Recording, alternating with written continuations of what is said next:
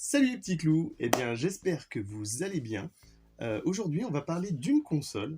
Alors dans une vidéo précédente je vous ai déjà parlé de la ColecoVision, je vous ai parlé de jeux électroniques.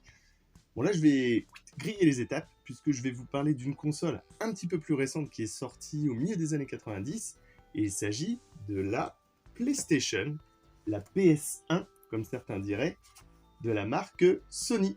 Bon alors il faut savoir qu'à l'origine, la PlayStation, c'était un contrat entre Sony et Nintendo à l'époque de la Super Nintendo. En fait, ils avaient décidé de travailler ensemble pour faire une Super NES CD. Ils en avaient parlé en 1991 et puis bon bah voilà, il y a eu pas mal de mésententes, on va dire. Et finalement, bah, Sony a sorti sa console tout seul, donc sous le nom de PlayStation, qui est sortie en 1995 en Europe.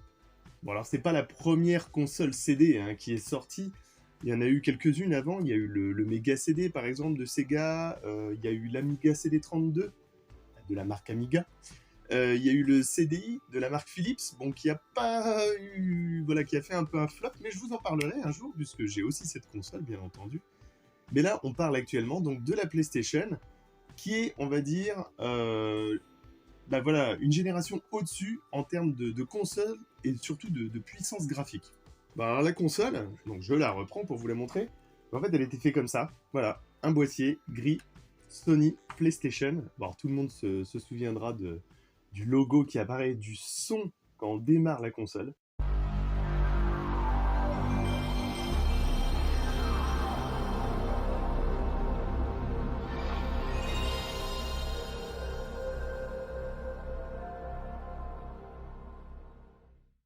Et puis, bah voilà, hop, le bouton éjecte pour insérer les CD avec la lentille et de nombreux accessoires dont on peut parler par exemple de la manette.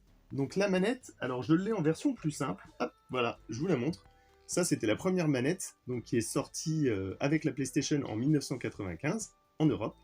Et ensuite, bah, Nintendo, sur sa Nintendo 64, a sorti une manette vibrante avec le Rumble Pack. Donc PlayStation, enfin Sony, a décidé de sortir une manette, la DualShock, qui est sortie en 1997, donc quasiment en même temps que le Rumble Pack de Nintendo 64. Et la particularité de cette manette, bah, c'est comme l'autre, c'est qu'en fait elle était vibrante. Alors je vais pas vous la démonter pour vous montrer, mais en fait c'est des systèmes de petites molettes à l'intérieur qui tournent et qui en fait donnent la sensation bah, voilà, d'une vibration de la manette pour vivre encore plus le jeu vidéo. Et puis la manette, bah, voilà, comme vous pouvez la voir en fait, qui est toute simple, donc avec les deux sticks, avec une prise en main franchement qui était excellente à l'époque. Et puis bah, voilà, ces quatre boutons, le triangle, le carré, le rond et la croix. Bon, après, pour la petite histoire, le carré représente une feuille de papier, donc c'est pour ça qu'on l'utilise la plupart du temps pour rentrer dans le menu, les menus, et le X et le rond, qui représentent en fait le oui et le non, ben voilà, pour répondre la plupart du temps à des options, à des questions pendant les jeux ou dans les menus.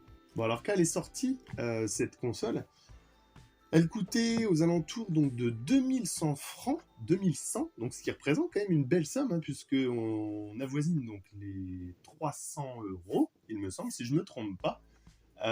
Alors qu'aujourd'hui, bah voilà, la console d'occasion ne coûte pas bien cher du tout, puisque là, une console maintenant, j'allais dire avec une manette et deux câbles, franchement, si on cherche bien, ça peut se trouver facilement aux alentours de 25 euros, allez 30 euros. Si vous payez plus cher, c'est soit qu'il y a un jeu avec et vous ne le saviez pas, soit vous êtes en train de vous faire avoir. Bon, il y a eu d'autres versions qui sont sorties, pardon.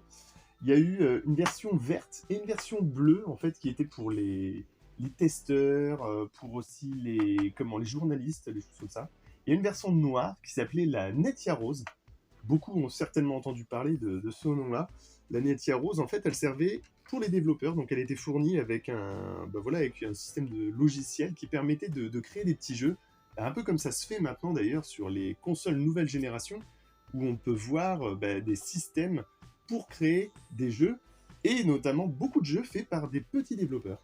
Et puis il y a eu la PS1, donc un tiers plus petite, blanche, qui est sortie elle en septembre 2000, bon, qui n'a pas eu un franc succès, contrairement à la première PlayStation, qui s'est énormément vendue. puisque la même année, en 2000, est sortie la PlayStation 2, donc qui a enterré la PlayStation pour passer à une console une génération encore au-dessus. Bon, faut savoir que c'est quand même la première console à avoir dépassé les 100 millions d'unités de consoles vendues. Elle a été fabriquée quand même jusqu'en 2006, donc avec la PS1, et 2006 qui a été l'année de la sortie de la PlayStation 3. Donc là, on est passé sur une première génération et elle s'est arrêtée quand la troisième génération est sortie. Il était vraiment temps que ça s'arrête. Mais bon, c'était essentiellement quand même pour concurrencer Nintendo, puisque la principale console concurrente de la PlayStation, c'était évidemment la Nintendo 64. Alors bien entendu, il y avait plein d'accessoires aussi avec cette console, donc je vous ai déjà montré les manettes. Il y avait les cartes mémoire, donc très classiques, qui se mettaient au-dessus du port manette. Là, on avait le port manette qui se mettait juste au-dessus, donc qui fonctionnait par système de blocs et qui permettait de sauvegarder les jeux. On avait aussi toute cette gamme de pistolets. Alors moi j'ai pas le Namco, le G-Con 45 avec le gros bouton rouge le plus classique. Pour l'avoir eu, il est très lourd. Il est assez lourd et donc à l'utilisation, moi je trouvais pas ça génial. Donc j'ai préféré partir sur un modèle comme ça, surtout pour faire essayer mes enfants et qui se jouait notamment avec un jeu que tout le monde connaît, c'était Time Crisis. Et puis on a eu les volants, avec le volant Mad Catz qui permet de jouer à des jeux comme Gran Turismo, enfin des jeux de voiture très classiques. On a eu aussi le multitap qui permettait de brancher jusqu'à 8 manettes et 8 cartes mémoire. Pour quel jeu, je ne sais plus, certainement pour des Bomberman ou des choses comme ça. Il fallait vraiment en voir l'utilité. Il y a l'écran LCD aussi qui est sorti pour pouvoir mettre sur la PS1, pour pouvoir jouer en direct, un peu comme les Game & Watch que je vous ai déjà présenté, on va dire, dans une autre vidéo. On avait aussi des sticks, des joysticks qui sont sortis. Et puis aussi, alors une petite chose que là j'ai jamais connue, j'ai jamais vue, c'est le Pocket Station. En fait, c'était une mini console et avec une carte mémoire intégrée qui permettait donc de jouer à des petits jeux et puis de sauvegarder directement dessus. Mais je vous avoue que je n'en ai jamais vu en vrai. Je me suis un petit peu renseigné pour voir les tarifs. Il y a un peu de tous les prix, mais c'est pas franchement le genre de truc que je recherche à avoir dans ma collection, puisque je n'en ai pas eu étant gamin. Bon, et bien entendu, comme on parle d'une console, on va parler bien entendu des jeux, puisque c'est ça qui a fait la renommée de la PlayStation. Il y a eu énormément de jeux cultes qui sont sortis sur cette console, que tout le monde connaît, que moi personnellement je n'oublierai jamais. Pour moi, c'est une des consoles avec laquelle j'ai le plus joué. Et puis il y a des jeux, ce qui était intéressant avec ces jeux-là, c'est qu'on jouait pas en réseau comme on joue maintenant. On finissait les jeux, on allait jusqu'au bout. On en rachetait un après, on allait jusqu'au bout avant d'en racheter un. Les jeux, au niveau des prix, on était un peu quand même sur les mêmes prix que des jeux maintenant. Mais voilà, c'était quand même autre chose. On peut citer notamment Resident Evil. Alors là, j'ai le 2, mais il y a le 1 là-dedans, en Director Cut, là. Resident Evil, donc ces fameux jeux où on tue du zombie, donc c'était vraiment les débuts des jeux avec les zombies. On peut citer aussi du Tomb Raider, donc là j'ai le 3, je dois avoir le 1 et 2 qui doivent traîner quelque part. Tomb Raider avec la célèbre Lara Croft, que tout le monde connaît, très pulpeuse bien entendu, mais il y a eu une sacrée quantité de jeux à son effigie. Et puis des personnages, des films, c'est allé très très loin quand même. Mais c'est donc Sony, c'est PlayStation qui a sorti ça. Bon là on a le Time Crisis dont je vous ai parlé, le jeu de tir qui se jouait avec le pistolet. Alors là ça c'est le jeu que tout le monde connaissait puisque en fait c'est un jeu qui se jouait essentiellement à l'origine en arcade.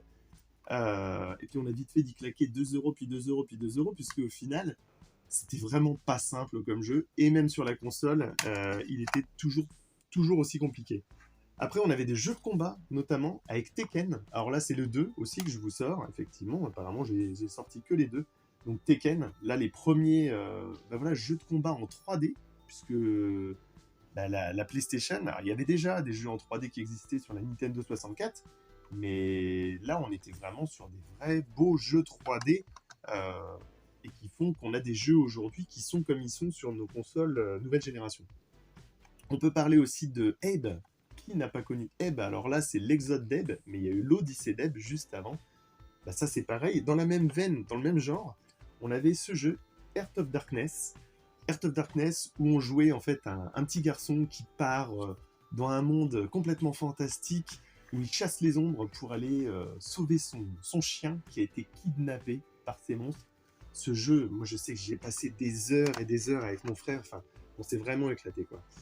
Et puis, bah, les jeux cultes, plus cultes, tu ne fais pas, ça n'existe pas. On va parler bien entendu de Final Fantasy. Alors là, j'ai le 7 et le 8. Bon bah voilà, le 7, c'est le jeu qui a fait découvrir Final Fantasy. Ce qui est fou, c'est que Final Fantasy, en fait, il y en avait déjà qui étaient sortis sur la Super Nintendo, notamment le 3, alors en version US, que j'avais eu l'occasion de faire, avec ses cartouches un peu rectangulaires, qui étaient exceptionnelles.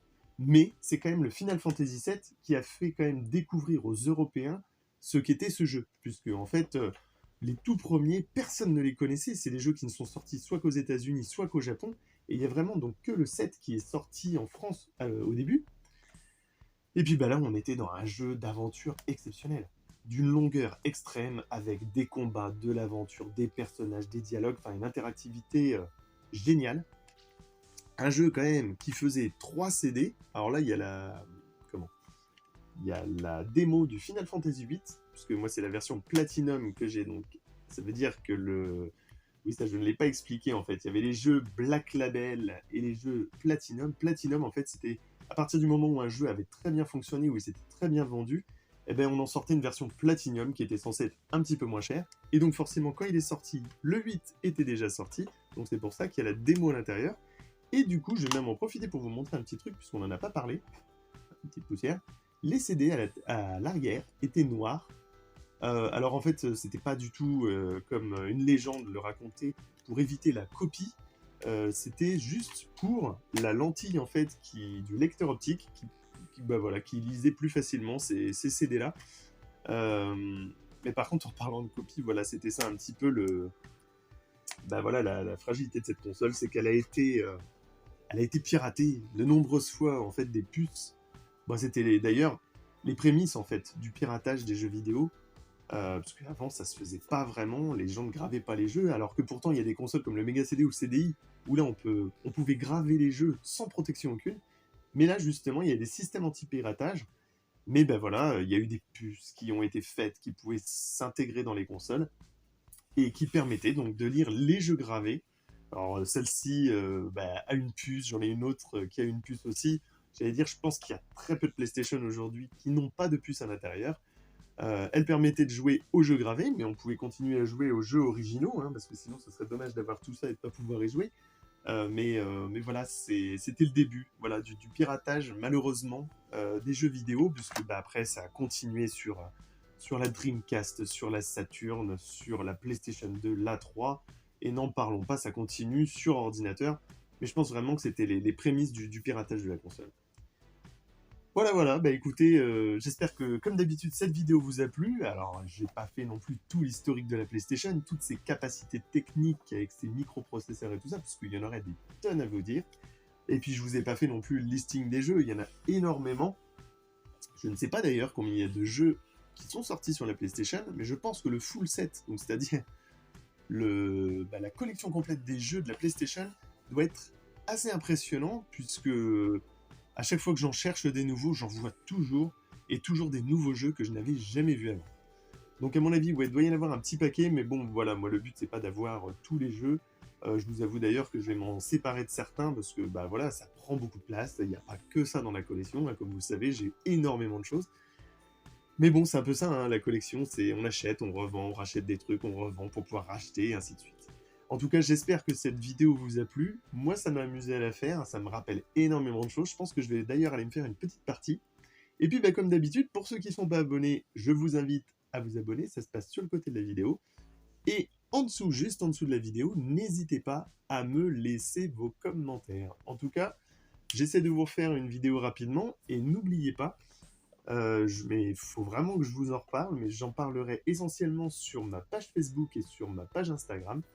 Il y aura un live qui sera fait le vendredi 14 octobre au soir, donc sur la chaîne d'un autre youtubeur qui s'appelle La Séance de Minuit. Et je ne serai pas seul puisque, alors à moins qu'il y ait eu encore des changements depuis, nous serons 3 à faire ce live ensemble. Voilà. Eh bien écoutez, je vous dis à très bientôt. Amusez-vous bien, jouez bien, et puis à très bientôt. Ciao les petits clous!